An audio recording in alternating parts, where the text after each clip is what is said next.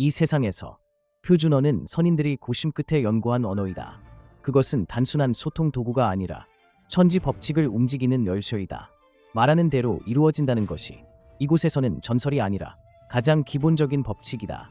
누군가 얼음이라고 말하자 뜨겁던 사막이 갑자기 얼어붙었다.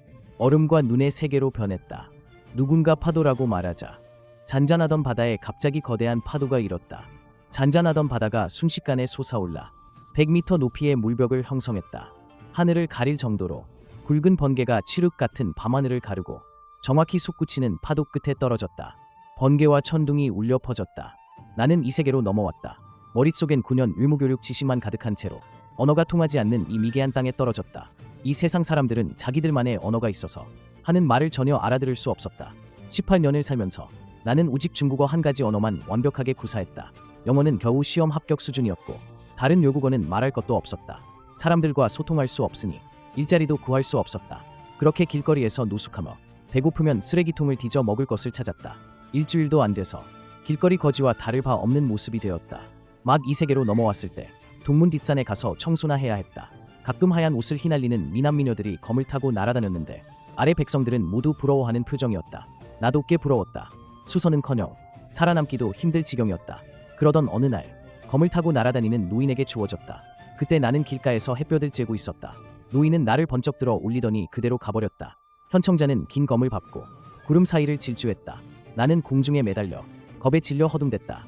그가 검을 타고 나는 모습이 다른 검수들을 제치고 거만하게 나아가는 것을 보니 이 노인이 보통 인물이 아님을 직감했다. 비검은 중문대전 앞 광장에 안정적으로 착지했고 흙먼지가 일었다. 주변 사람들은 모두 고개를 숙였다.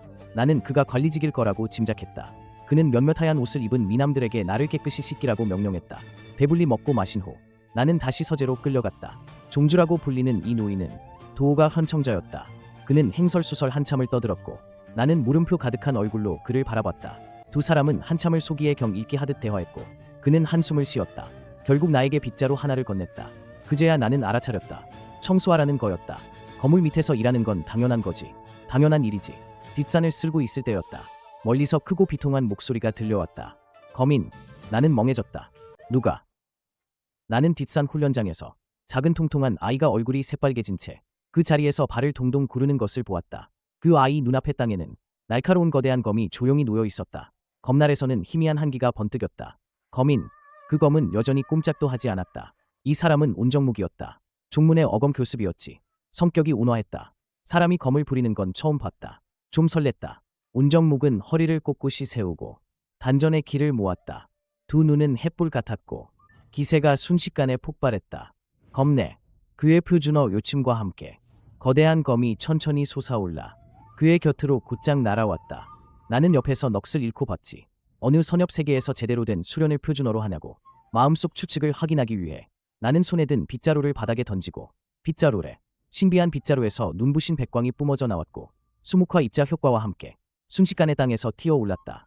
빗자루가 휙하고 날아올라 내 곁으로 왔다. 등 뒤에서 거대한 소리가 들려왔고 그 거대한 검은 이미 땅에 떨어져 있었다. 온정묵과 육수와는 멍하니 나를 바라봤다. 마치 만년에 한 번 나올까 말까 한 수련 천재를 보는 듯했다. 바닥을 절반쯤 쓸었을 때 나는 다시 현청자의 서재로 끌려갔다. 그는 차를 마시고 있었는데 차 마실 겨를도 없었다. 온정묵이 빗자루를 내 앞에 내밀며 다시 한번 시범을 보여달라고 했다. 빗자루 와라. 빗자루는 다시 휙하고 하늘로 날아올랐다. 쨍그랑 소리와 함께 현청자는 손에 든 찻잔을 부숴버렸다. 마치 전성 고사장원이 우리 반에 복습하러 온 것 같았고 우리 담임 선생님이 딱 저런 눈빛이었다.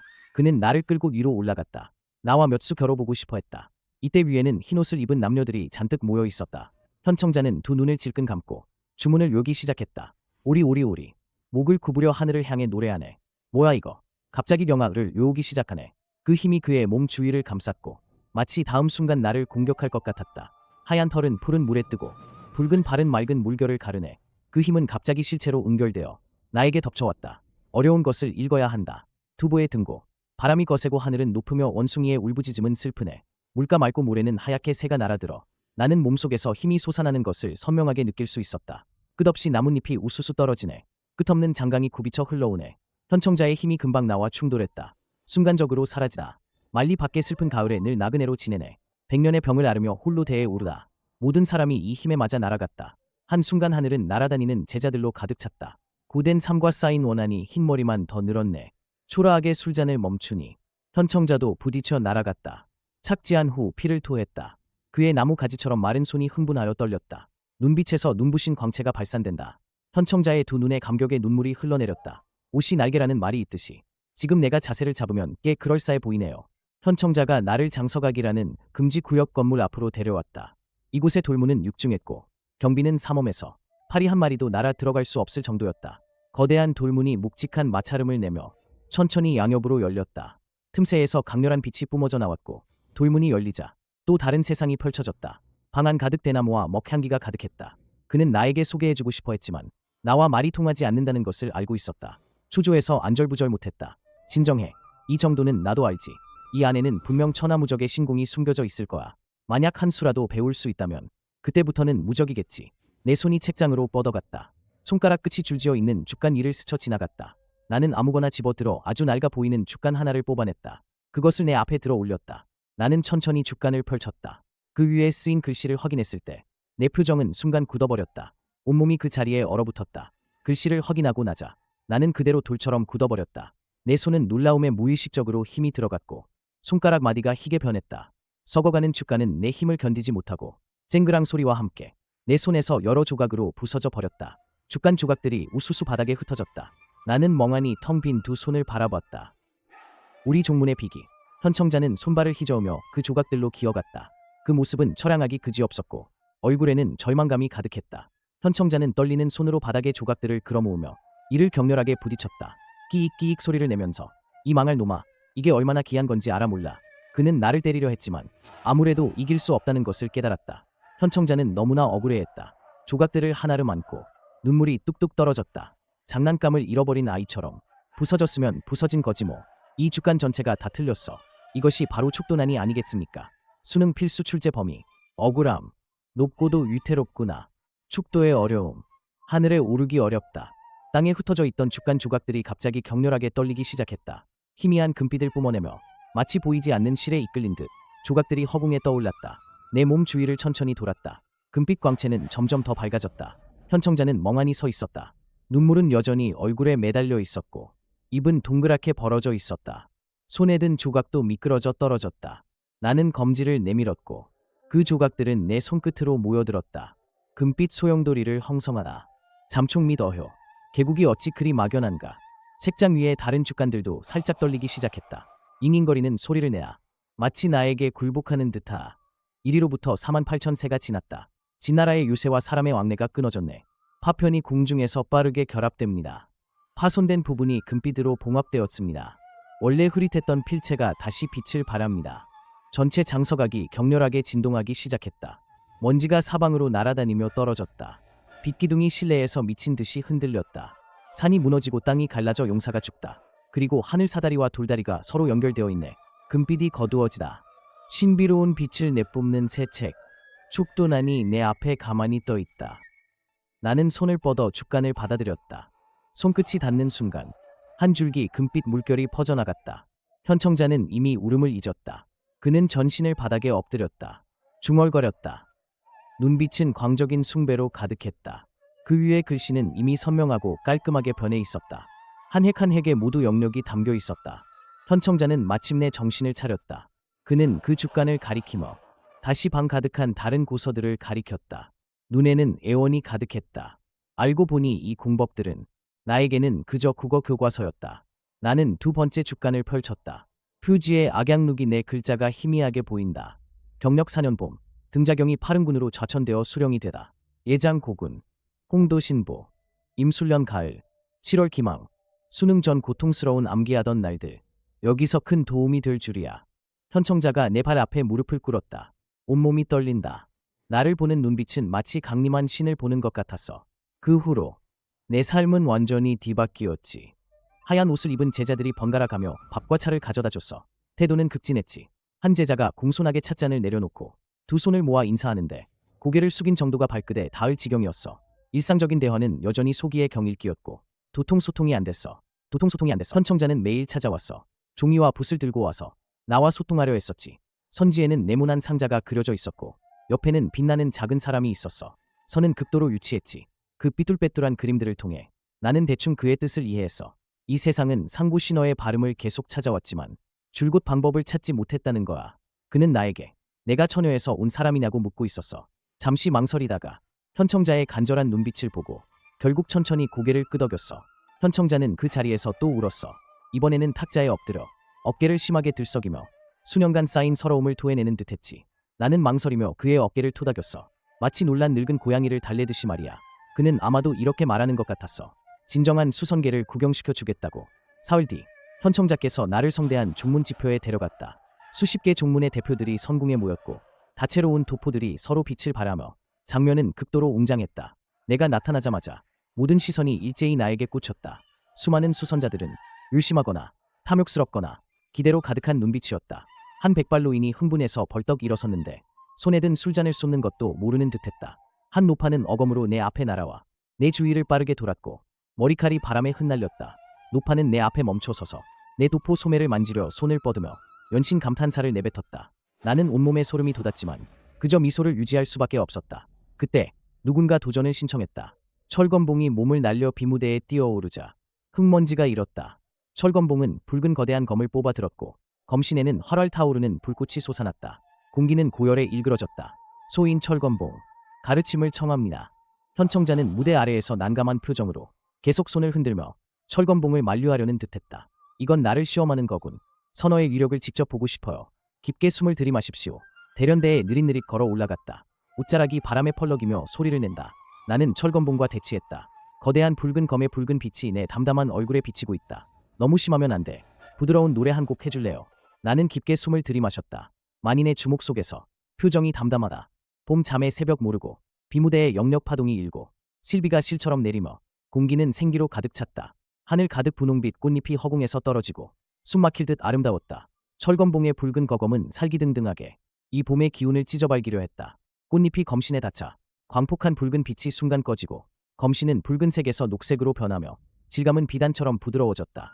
한때 무적이었던 검날이 버들가지처럼 축 늘어졌다. 철건봉은 두 눈을 크게 뜨고 경악한 얼굴로 완전히 반응을 잃었다. 꽃은 얼마나 떨어졌을까. 검자루에서는 금속을 뚫고 분홍빛 작은 꽃 몇 송이가 피어났다. 철건봉은 그 자리에 멍하니 서 있었고 손에 든 거대한 검은 이미 꽃가지로 변해 있었다. 장내는 죽은 듯 고요했다. 모두 이 신비로운 광경에 충격을 받아 말을 잇지 못했다. 곧이어 아래에서는 엄청난 환호성이 터져나왔다. 나는 살짝 고개를 끄덕이고 무대에서 내려왔다. 공을 세웠지만 드러내지 않았다. 류여유의 아름다운 눈동자가 반짝였다. 류여유의 아름다운 눈동자가 반짝였다. 나를 바라보는 시선에는 숭배가 가득했다. 황하이 물은 하늘에서 내려오고 시구가 끝나자마자 그녀의 손바닥에 있던 수증기가 빠르게 모이기 시작했다. 손바닥 위에서 축소된 황하가 포효하며 질주했다. 그 기세는 웅장했다. 류여유는 감탄을 금치 못했다. 이것이 바로 상부 신어의 위력이었다. 덕망 높은 백미홍조차도 내게 몸을 굽혀 가르침을 청했다. 안득광하천만간 따뜻한 노란색 빛의 장막이 순식간에 전장을 뒤덮었다. 마치 신의 기적이 강림한 듯했다. 빛의 장막 아래에서 제자의 상처가 순식간에 아물었다. 모든 사람이 전례 없는 평화와 보호를 느꼈다. 대회가 막을 내렸다. 나는 모두의 관심의 중심이 되었다. 각 종문 종주들이 앞다투어 무릎 꿇고 보물을 바쳤다. 현장은 한때 통제불능이었다. 나는 어색하게 연신 손을 내저을 수밖에 없었다. 이건 너무 열정적이잖아. 현청자는 옆에서 흐뭇하게 수염을 쓰다듬었다. 그는 종문이 비상할 때가 왔음을 알았다. 현청자는 엄숙한 표정으로 유광 옷간 하나를 꺼냈다. 이 옷간에는 상고 부문이 가득 새겨져 있었고 유념 소통의 법이 담겨 있었다. 내가 옷간을 만지는 순간 유념이 순간적으로 연결되었다. 내 머릿속에는 선명한 번역 화면이 나타났다. 나는 드디어 현청자를 이해했다. 그리고 이 세계도 이해했다. 현청자는 수천 년 전 천혈액에게 전설을 이야기하기 시작했다. 고대 수선자들은 상고 신호를 두고 골머리를 앓았다고 한다. 고서에는 영아라고 쓰여 있었지만 발음 표기는 온통 알 수 없는 글자였다. 그들은 이상한 억양으로 주문을 요쳤지만 결코 그 문턱을 넘지 못했다. 나는 그제야 깨달은 표정을 지었다. 이것이 바로 진실이었구나. 지엔, 라이, 검내, 방 안의 모든 폐검이 순간적으로 울리며 칼집을 뚫고 튀어나왔다. 마치 신하가 왕을 아련하듯 현청자는 감격하여 눈물을 흘리며 머리를 조아렸다. 나는 노인을 부축하며 정식으로 강의 요청을 수락했다. 아침 햇살이 연무장에 쏟아지고 새로운 시대가 정식으로 시작되었다. 1000명의 백의 제자들이 모여 신어의 세례를 기다렸다. 나는 교편을 들고 이 수선자들 앞에 강단에 섰다.